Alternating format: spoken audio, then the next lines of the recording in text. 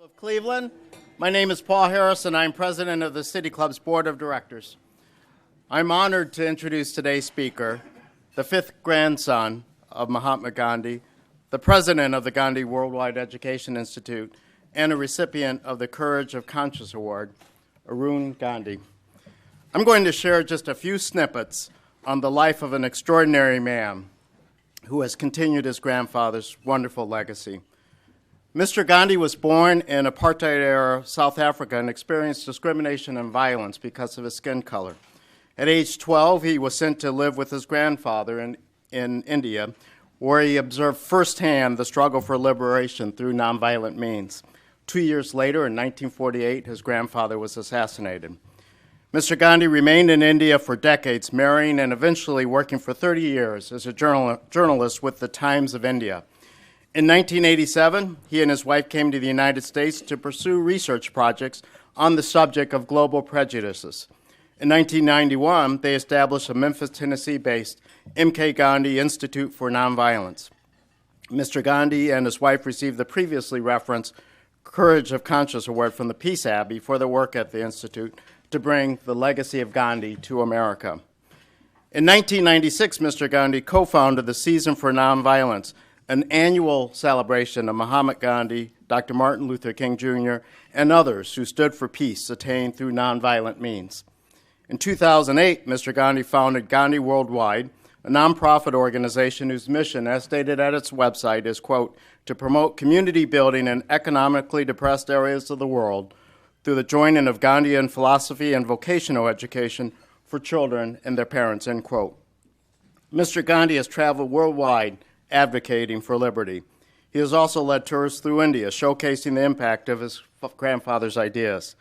His insights will be of special relevance to our audience today in understanding the civil unrest recently experienced in various parts of our nation.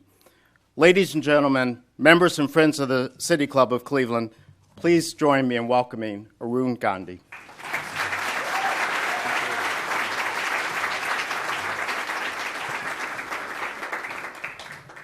Good afternoon, and thank you very much for this wonderful honor to be here. When I heard about all the previous speakers, I felt a little bit shaky, and I don't measure up to their standards. But I am here today to share with you some of the lessons that I learned from my grandfather. When I was 12, as you were told in the introduction, I was sent to India to live and learn from him because of all the prejudices I suffered in South Africa. And during the 2 years that I lived with him, he taught me some very valuable lessons. They were very simple things, but those simple things, simple lessons had a tremendous moral value. And as I grew up and realized how important they were, I also realized the nature of his philosophy. You know, today we have talked about nonviolence and we look at it only as anti-war or a peace movement, but it was much more than that. It is about personal transformation.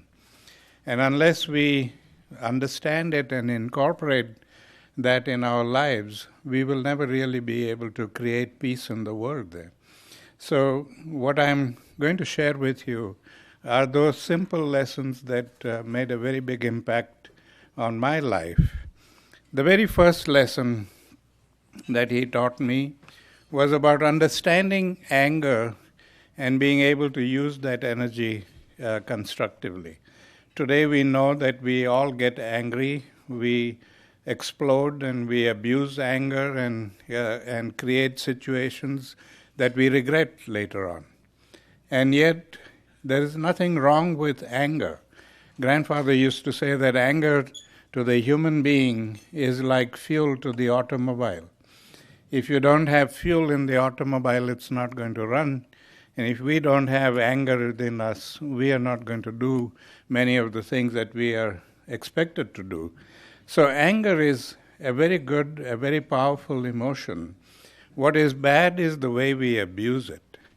So we need to learn how to channel that energy constructively and use it effectively. He learnt this lesson himself as a very young boy.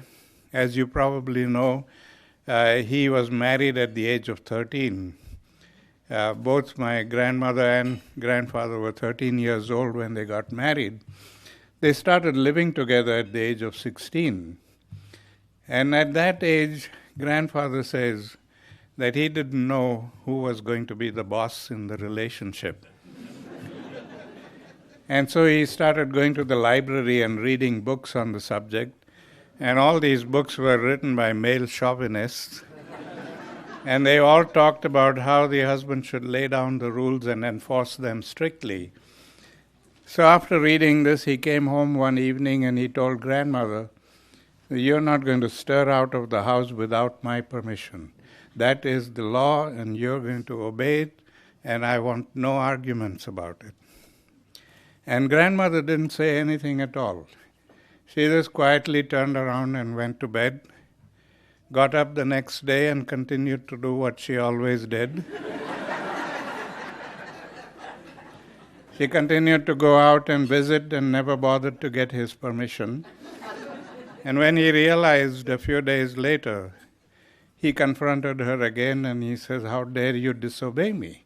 Didn't I tell you that you are not to go out without my permission?" And at that point, very quietly, without raising her voice or getting agitated, grandmother says to him that I was brought up to believe that we must always obey the elders in the house. And I believe the elders in this house are your parents.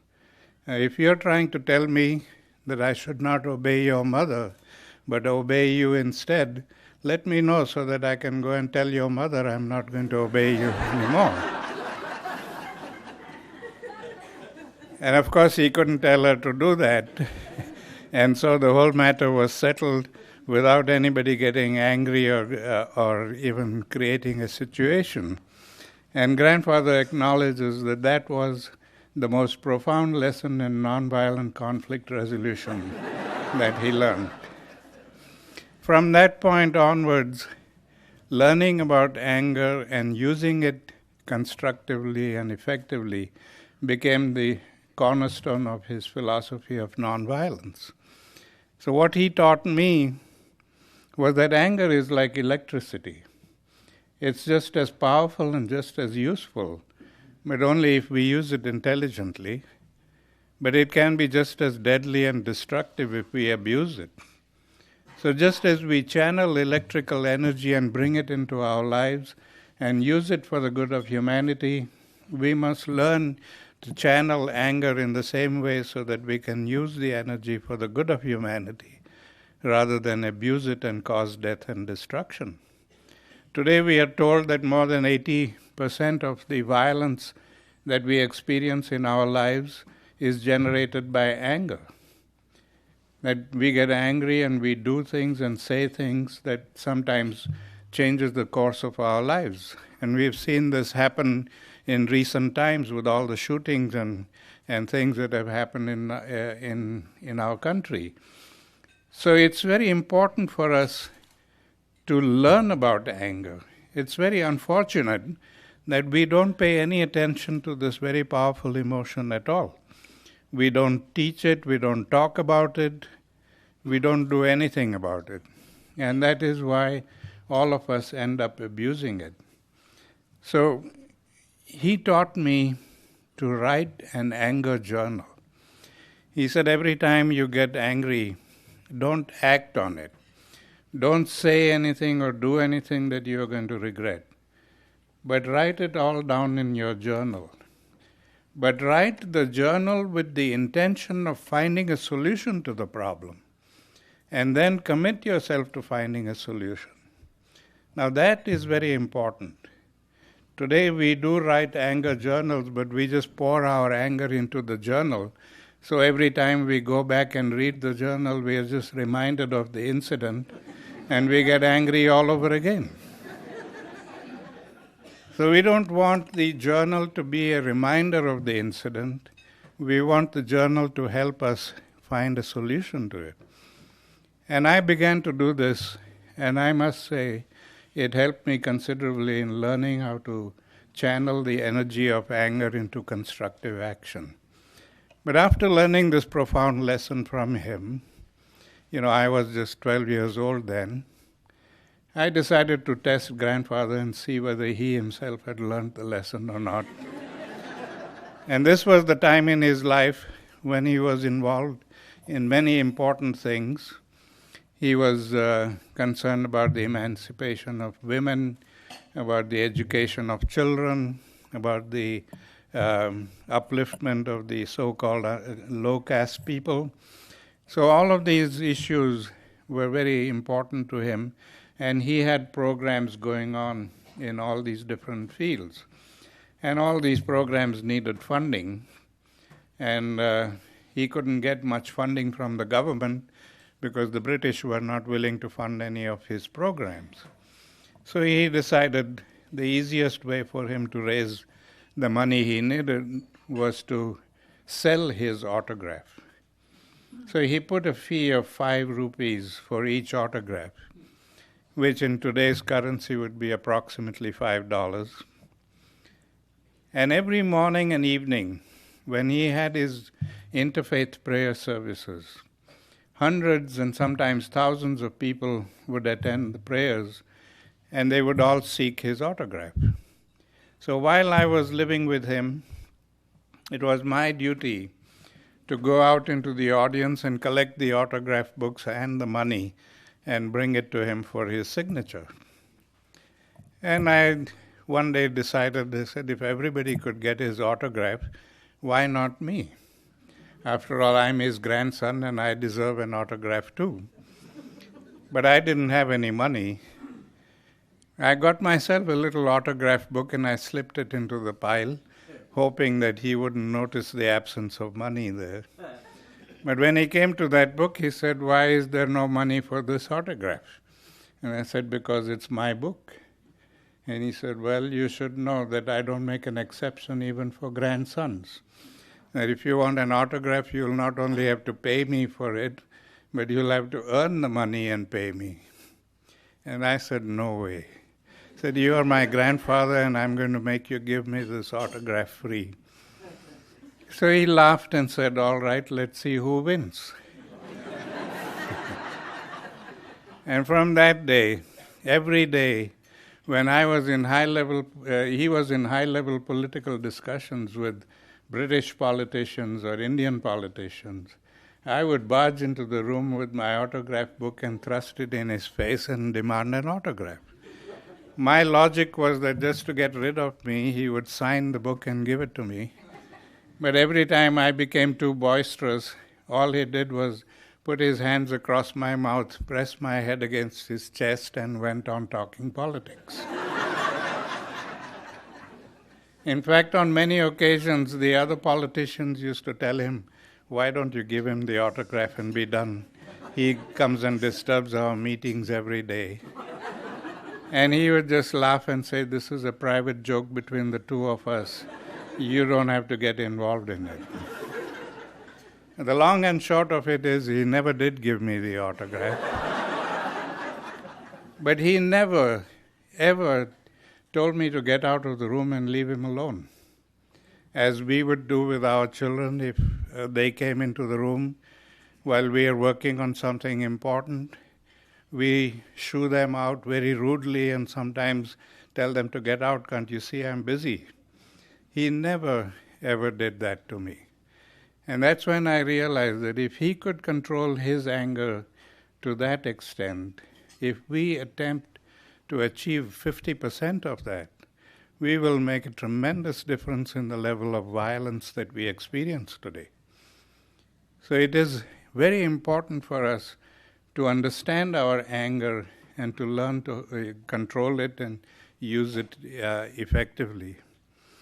But he also taught me about the breadth and depth of his philosophy of nonviolence through a little pencil.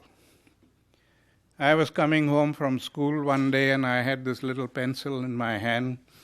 It was about 3 inches long, and I decided I deserve a better pencil. This is too small for me to use. And without a second thought, I just threw the pencil away because I was so sure he would give me a new one when I asked him. But that evening when I met grandfather and asked him for a new pencil, instead of giving me one, he subjected me to a lot of questions. He wanted to know how the pencil became small and where did I throw it away and why did I throw it away and on and on and on. And I couldn't understand why he was making such a fuss over a little pencil until he told me to go out and look for it. And I said, "You must be joking." He said, "You don't expect me to look for a little pencil in the dark?" He said, "Oh yes, I do. Here's a flashlight."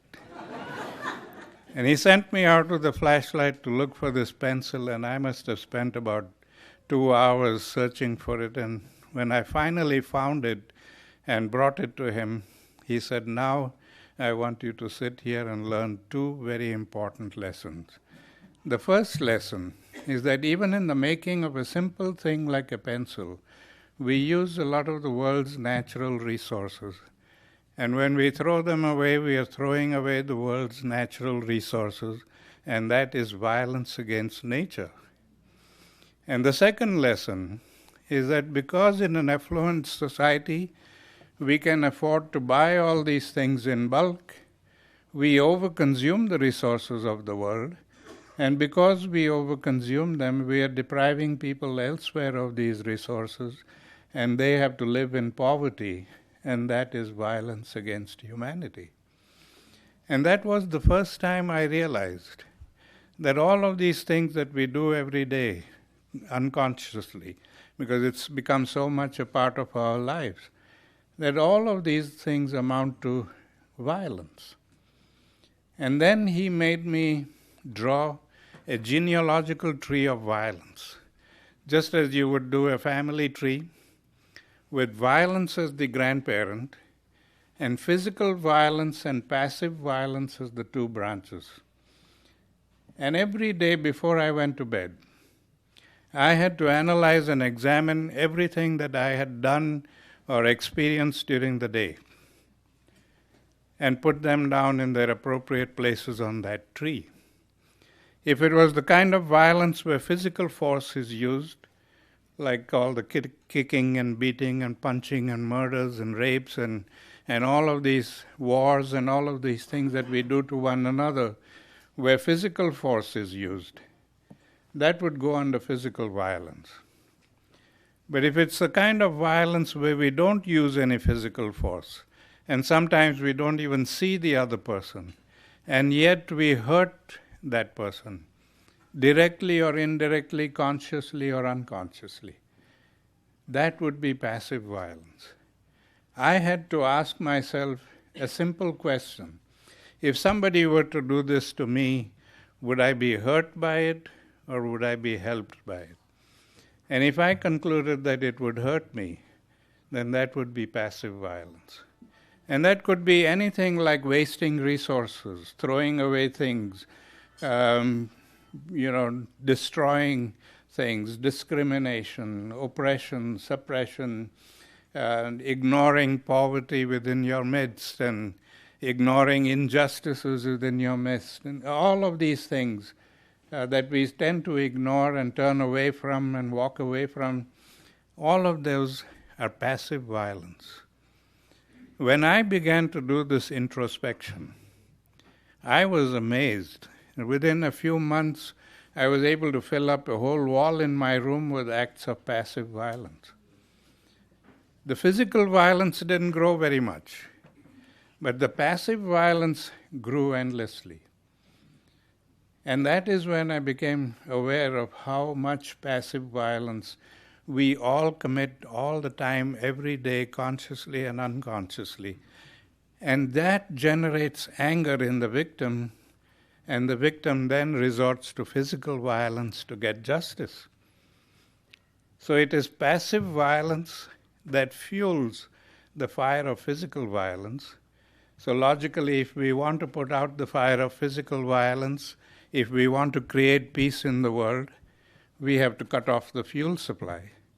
And since the fuel supply comes from each one of us, we have to become the change we wish to see in the world. If we don't change our habits and our attitudes, we will never be able to bring peace in the world. So it's important for us to learn about our own weaknesses and transform those weaknesses into strengths. That is how we grow. That is how we become civilized human beings. Civilization is not about what kind of car you drive or how much you possess in material terms. Civilization is your relationship with fellow human beings.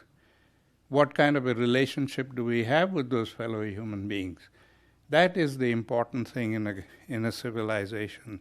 When we can live in harmony with each other, not just as human beings, but with all of creation, where we don't destroy wantonly all the things that we don't like, but we learn to live with each other. That is the basis of a true civilization. But a lot of people tell me that we human beings are basically violent by nature. And I don't agree with it. I don't think we are born violent. If we were born violent, we wouldn't need military academies and martial arts institutes to teach us how to fight and kill. The reason we need these is because we don't know how to do it and we have to learn it. But the way we pass on this tendency to violence from generation to generation is the way we bring up our children. Our parenting is faulty. Every time we punish our children for misbehaving, we are telling them that if somebody misbehaves, they need to be punished. So those are the first seeds of violence that we plant in the minds of our children. And they grow up with that. In a nonviolent society, it's not punishment, it's penance that is important. Now, my parents believed totally in nonviolence, and they decided they were going to bring us up nonviolently. So whenever my two sisters and I misbehaved in any way, we were not punished. They did penance. Depending on how serious the offense was, they would fast for a day or fast for 2 days. They would cook the food, they would serve us, they would sit at the table, but they wouldn't eat. And they would tell us that they were not going to eat because they were not good parents. They didn't teach us the right way of behavior. And because the relationship between the parents and children was, based on trust and respect and love for each other, we felt awful when our parents had to do that. And so we made a point not to do it anymore. I want to share with you one story. When I was 16 years old and I had just come back to South Africa after living with my parents with my grandfather for 2 years. And I was living with my parents in the community that grandfather had started. And that community was about 18 miles outside the city of Durban. It was in the midst of sugarcane plantations. Our nearest neighbors were miles away from us. And so when we were growing up, we didn't have any young children to play with and interact with. So we would look forward to going into town and seeing a movie and meeting friends and all that. And we didn't get those opportunities very frequently because it was very difficult in those days to drive 18 miles just to go and have fun. And so we would grab at opportunities whenever we got them.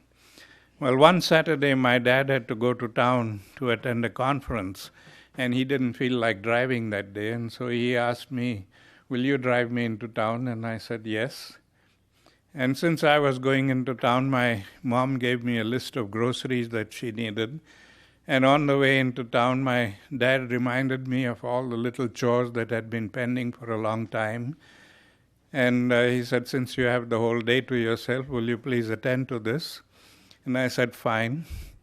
And when I dropped him off at the conference venue, he said, at 5 o'clock in the evening, I will wait for you outside. Come and pick me up and we'll go home together. And I said, okay. And I rushed off and I did all my chores and bought everything I was expected to buy and left the car in the garage with instructions to do whatever was necessary. And being a 16-year-old, I went straight to the nearest movie theater. And I got so engrossed in a John Wayne double feature that I didn't realize the passage of time. The movie ended at 5:30.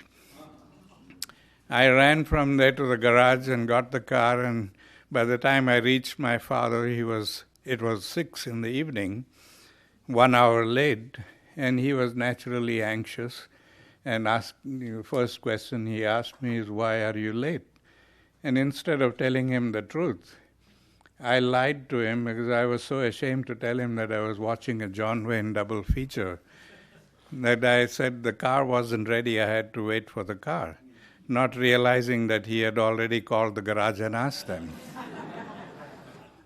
When he caught me in the lie, he said, there's something wrong in the way I brought you up that didn't give you the confidence to tell me the truth, that you felt you had to lie to me. And I've got to find out where I went wrong with you. And in order to do that, he said, I'm going to walk home 18 miles.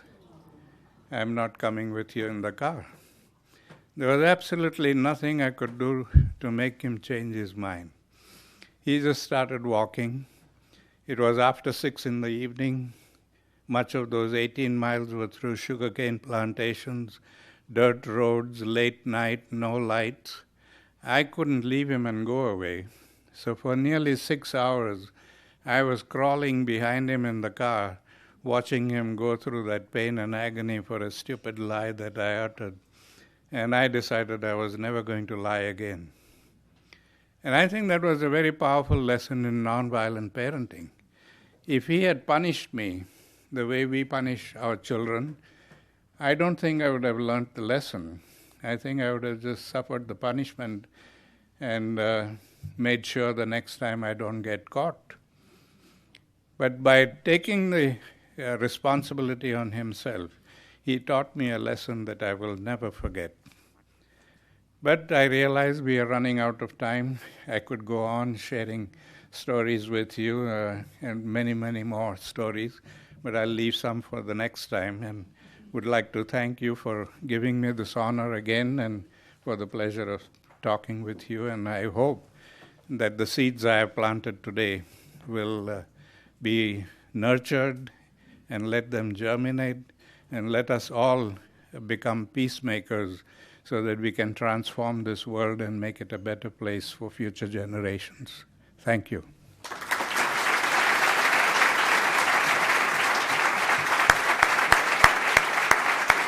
can have a seat during this. You can take a seat during this.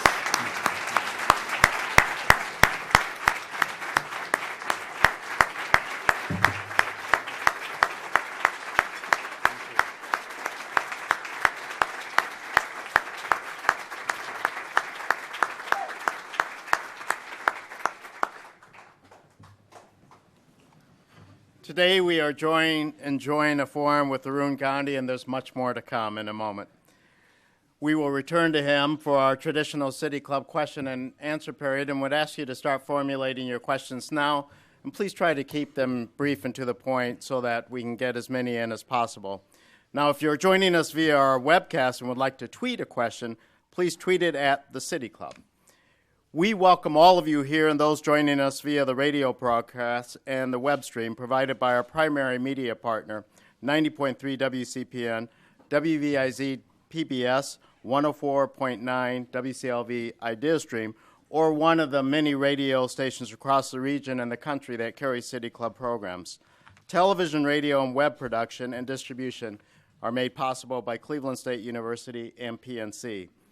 Please be sure to join us on Wednesday, September 2nd, as the City Club welcomes Dr. Toby Cosgrove, Chief Executive Officer of the Cleveland Clinic, and Dr. Mark Harrison, Chief Executive Officer at Cleveland Clinic Abu Dhabi, for a discussion about the business implications of their expansions in their world.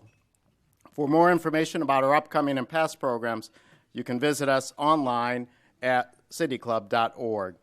Mr. Gandhi appears today as part of our Diversity Thought Leadership, sponsored by a generous gift from KeyBank. We thank KeyBank for its strong support of the City Club. And today's forum is also the Margaret W. Wong Endowed Forum on Foreign-Born Individuals of Distinction, made possible by a generous endowment from Margaret W. Wong, and we thank you for your support. Our community partners for today's program are the Chandra Law Firm, Niagara Foundation, and the Refugee Response, and we thank you all for your support. We welcome guests at tables hosted today by Friends of Breakthrough Schools, IPM, KeyBank, and the Chandra Law Firm, and we thank you all for your support. And last but not least, we welcome students to today's forum from Mayfield High School, Shaw High School, and Urban Community School. Student participation is made possible by a generous grant from the Loeb Foundation. We thank you, students, for joining us today. Remember, you can ask a question. I'd like you to stand and be recognized for a moment.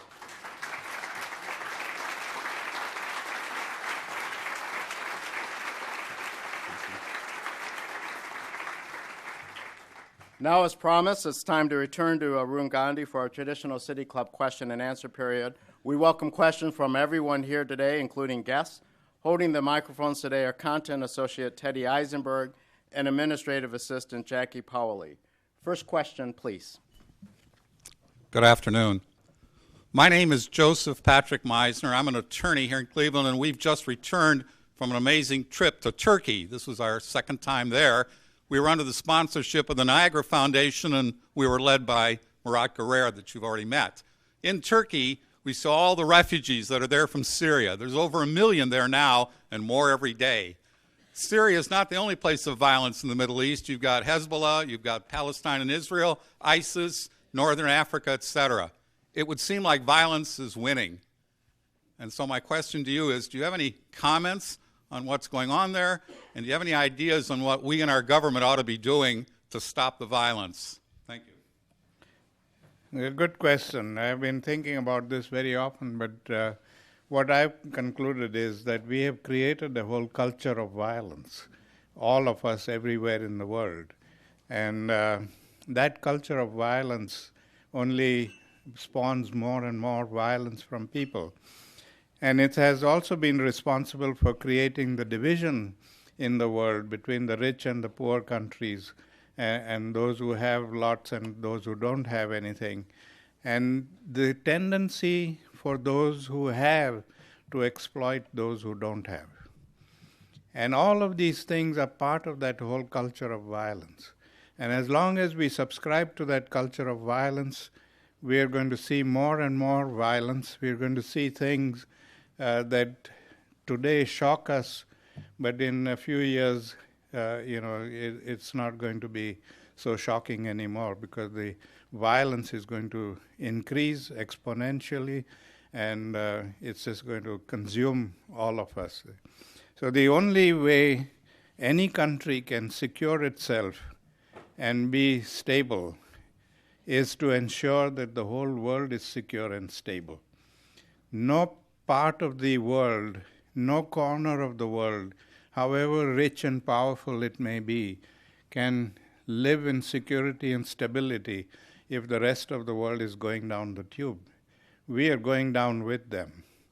So the only stable and secure security we can be sure of is to ensure the stability and security of the whole world. And I think that is what we need to do. We need to think of this whole world. We need to find a solution that is equitable to the whole world, and if it's necessary, we may have to share some of our wealth with the rest of the world to ensure that everybody has a good standard of living. But everything has to begin at home. When we can't get along with each other at home, how are we going to get along with people outside?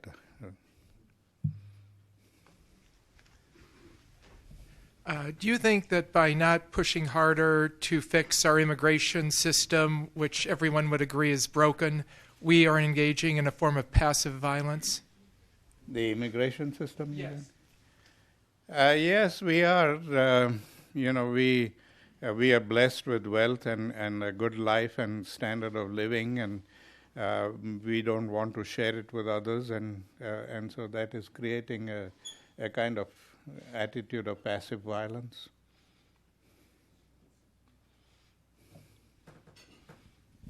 Good afternoon.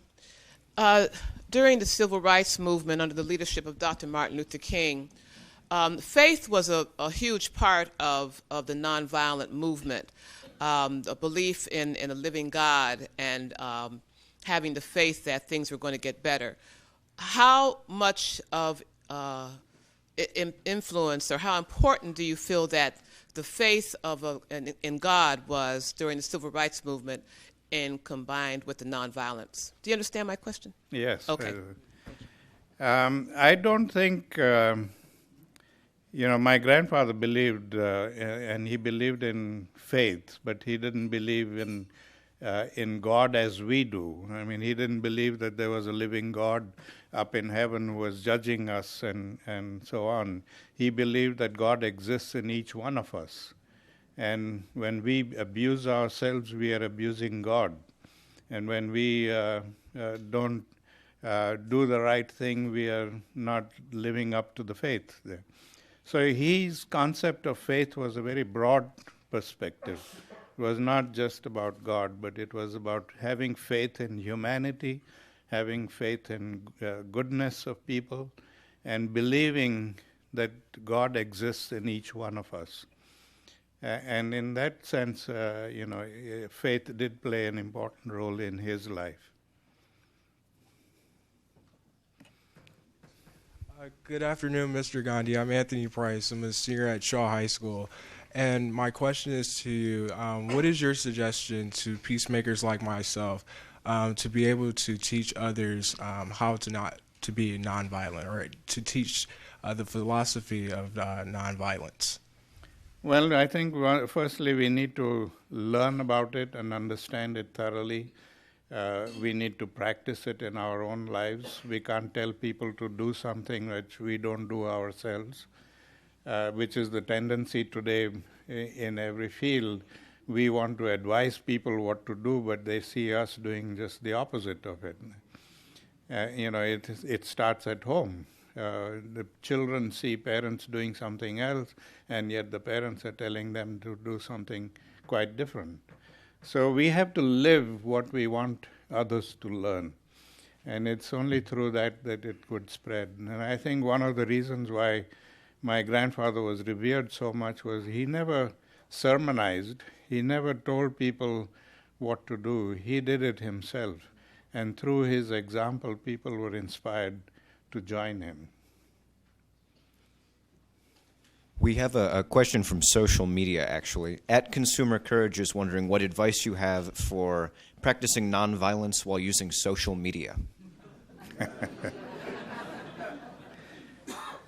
Well, I think the social media should be more responsible. I think all of us need to understand the importance of responsibility. We tend to abuse the social media. We create situations. We bully people on the internet, and all kinds of violent actions that we do in our everyday life is now translated into social media. And it's worse in the social media because it's anonymous. Here, when you see a bully, you can identify a bully and keep away from that person. But on the social media, you don't know whether that person is right next to you or thousands of miles away from you. And yet we do the same things to each other, and that is bad. And so the important thing for all of us, whether we do it personally, interpersonally, or whether on social media, is to behave and act responsibly. We are a part of this whole society, and when we do something harmful to anybody in society, we are eventually doing harm to ourselves.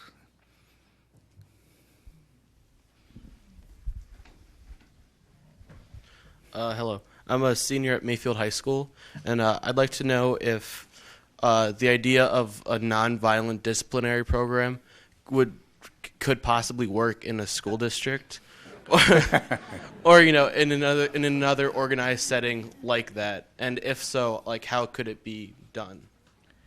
Well, I think it can be, but not in the same form. I mean, if the teacher goes on a fast or starts walking 18 miles, it's not going to have much of an effect on the children. But we need to find different ways. The whole mindset that we have today, which is not just in the schools but in society as a whole, when somebody commits crime, we want to punish that person. And we lock them up in prisons, throw the keys away and forget about them, and we think that we have done our good deed and made the world a safer place. It doesn't happen that way.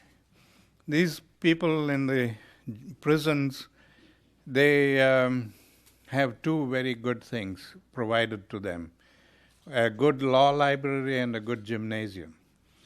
So they spend half the day in the gymnasium pumping iron and building up a strong body, and the other half day in the law library to find loopholes that they can exploit when they come out again. So they come out of the prisons stronger prisoners and stronger convicts or criminals rather than becoming stronger human beings. So prisons should not be places where we punish people. They should be places where we transform people, where we reform people and give them a chance to become better human beings and not just abuse them and forget about them. And I think the same thing would apply in schools. Instead of punishing and doing such things to students, it would be more advisable for teachers and others to take a more pragmatic view and try to teach the children how to behave in society. Mr. Gandhi, thank you very much for your inspirational stories and your great wisdom. In March, I was in India, and while I was in Mumbai, I had an opportunity to visit one of your grandfather's homes. And I was pleased to be reminded about what a great advocate he was of women's rights. But while I was there, I was also led to believe that the caste system, which is now legally outlawed, is still deeply embedded in the culture. And when we have these prejudices and discrimination that are deeply embedded, they become a matter of unconscious biases. So 2 questions. One, is it in fact true that the caste system is still deeply embedded in Indian culture? And 2, what do we do about removing these deeply embedded prejudices and discriminations from our societies? Thank you for asking that question, because that was something I was talking with Subodh earlier in the day. And one of the things that concerns me is that both in the United States and in India, we resorted to law to correct what was basically a social problem. Now, the law can enable people of differences to gather in a place like this and eat on the same table. But the law cannot make me respect you if I don't want to respect you. It enables us to tolerate each other, but not to respect each other. And tolerance is not what we want between people. We want respect between people. We've got to learn to see that everybody is a human being, whatever their shape and the color or race or nationality. Ultimately, we are all human beings. And we should focus on that aspect rather than focus on all the differences that exist between us. And that can come only through socialization, through reaching out to people, to breaking down the barriers, making them understand. I had this very interesting experience when I was living in India. And a South African member of parliament came on a visit. I didn't know him at the time. I didn't know he was a member of parliament. But he came on a ship, and I was first Indian to go on board the ship. And he met me and just shook hands and introduced himself, and when he told me his name, I realized who he was. He was a member of the Nationalist Party. He was a very powerful advocate of racism, apartheid. He had prejudices, and he was a very outspoken racist. But now he was in India on a visit, and he wanted to see a bit of India while he was there. And he thought that I'm an Indian living in India, and I can make that happen for him. So when he introduced himself, my first reaction was to tell him to go and jump in the ocean. I'm not going to do anything for you. I said, I can insult him here and get away with it. Nobody's going to question me. So, but I stopped myself, and I said, if I did that, my parents and grandparents would never forgive me.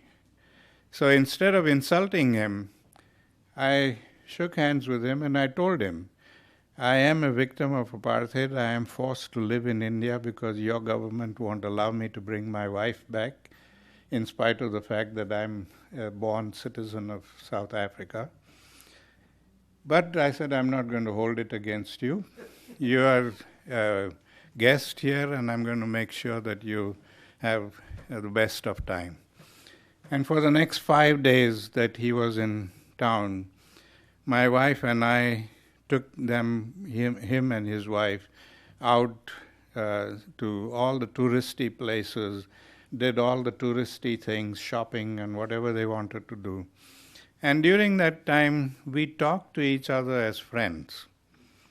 I wanted to know how he could justify apartheid, and he was making a valiant attempt to justify it without hurting me. But every time the discussion got a little delicate, we changed the subject and started talking about something else. Well, I didn't know, but on the 5th day, when we went to say farewell to them, and both of them just embraced us and wept tears of remorse. Tears were streaming down their cheeks, and they said, in these few days you've opened our eyes to the evils of apartheid. And we are going to make you a promise that we're going to go back and fight apartheid. I was still a skeptic at the time. I wasn't willing to accept it. I told my wife, I said, let's wait and see. Because these people have a habit of coming out of the country and saying one thing. When they get back into the country, they resume their old attitudes. So let's wait and see whether he really means it or he's just trying to make us feel happy. Well, we followed his political career for the next 4 or 5 years. He was really an outspoken critic of apartheid. He lost his elections. He was thrown out of his party, but he didn't give up talking about the evils of apartheid. Thank you. But that transformation came about because of just a friendly chat and making him aware of the evils of discrimination. But if I had resorted to my first reaction, I was insulting him and telling him to go and jump in the ocean, he would have gone back a confirmed racist. So it's important how we deal with these things. And, you know, the way we should deal with it is to learn about their ignorance and try to teach them in a friendly way that this is wrong and that we're all human beings.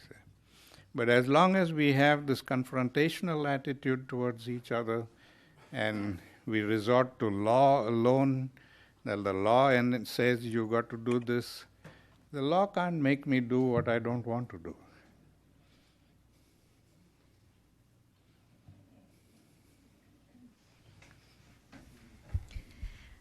Hi, Mr. Gandhi. My name is Serena Wiseman, and first, it's an honor and a privilege to even be in your presence today, so thank you so much for being here.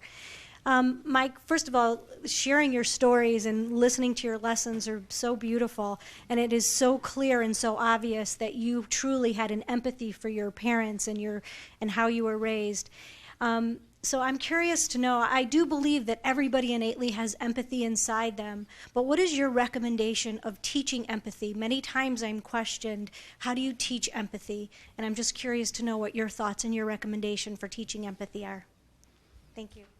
I think it's, again, the way I said earlier, we have to live what we want others to learn. And, my parents and my grandparents didn't go out and lecture to people and say, you've got to do this, but through their own lives and through their own relationships with each other, they taught a lesson that everybody learned from that. And so it's, just the way we approach it, that if we go to students and, have a class and teach them, you've got to learn this, and this is the textbook, and so on, it's not going to make an impact on them. But when they see it in our own behavior towards them and the relationship that we have with them, that makes a very big difference.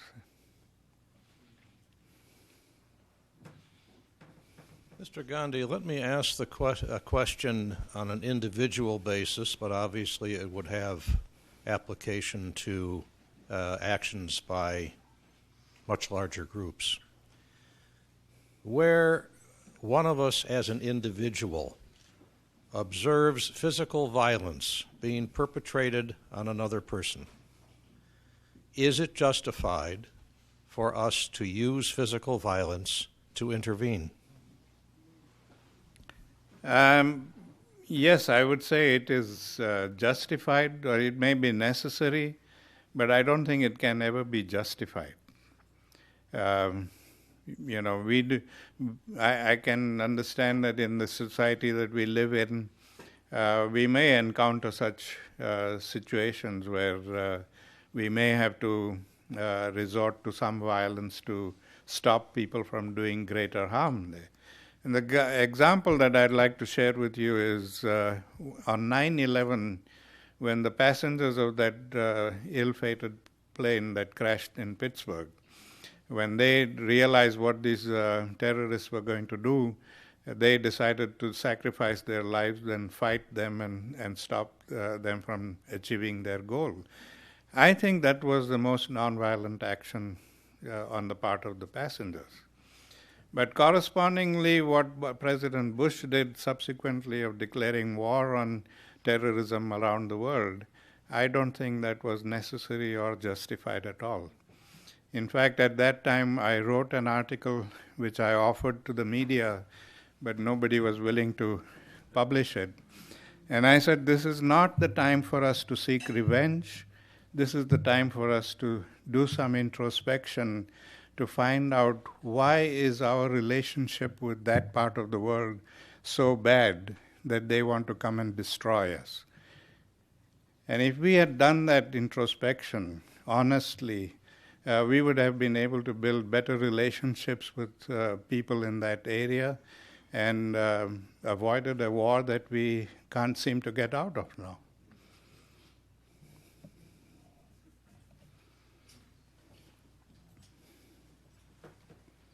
It is my belief that this culture of violence that you speak of extends into the food that we eat, that we cannot talk about nonviolence and then consume food that has been slaughtered. And I wanted to get your thoughts on that. Well, certainly that culture of violence has seeped deeply into everything that we do. Not just the food we eat, but the way we speak to each other, the language, the entertainment, everything is violent now. And passively violent or physically violent. And that's the sad part of it. And all of these things need to be corrected. But at the same time, I don't believe that we can take one issue out of the whole and say, well, I'm a vegetarian and therefore I'm not a violent person. I know of many vegetarians, strict vegetarians, who are very violent people. And on the other hand, I know of many meat eaters who are not violent. But in the overall structure, when we can create that culture of violence, vegetarianism would be a part of creating a peaceful world. And that is how we build a better relationship with environment and ecology. Mr. Gandhi, this will be the last question, and you don't have a whole lot of time to answer it, but it's kind of a doozy. Right now, across America, police departments are trying to figure out how to do their work and serve communities better and with less violent outcomes. And I wonder if you have any words of advice for not only the Cleveland Police Department, but those other police departments in New York and St. Louis, University of Cincinnati, and elsewhere. Again, I think it's a mindset issue. You know, we look at the police department as law enforcement agency. We, in fact, term them as law enforcement agency. They are here to protect the citizens, not just to enforce the law. When we have that mindset and when they look at their job description of enforcing the law, then they're going to do whatever it takes to enforce that law. They don't have a relationship with the human being there. But if they change their mindset and think of themselves as people who are there to protect everybody, then I think the relationship between the police and the community would be much better, and there would be greater faith between them, and they would look forward to having this. Today, they live, isolated lives. They don't have any relationship with the community, and when they do come out into the community, they are armed like soldiers with submachine guns and all the armor and everything, and it's daunting. And that is not what the police force should be.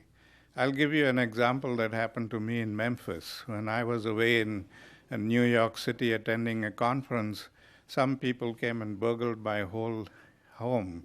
I mean, from the front room to the back room, everything was taken and tossed around, and they really ransacked the whole place.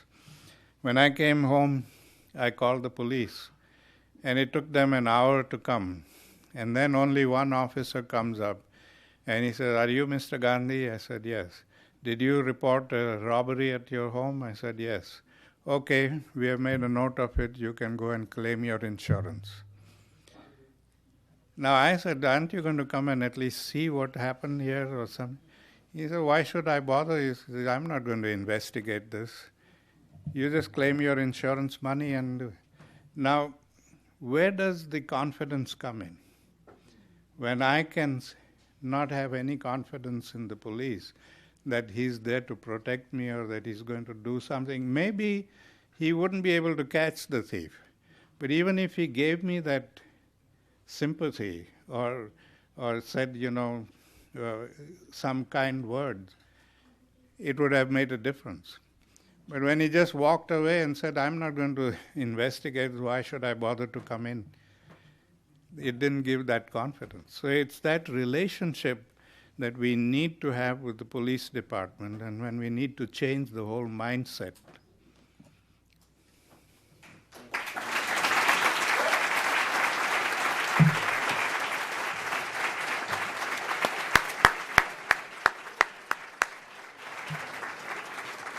Today at the City Club of Cleveland, we have had the honor and privilege to participate in a special forum featuring Arun Gandhi. Thank you very much, Mr. Gandhi. Thank you, ladies and gentlemen. This forum is now adjourned.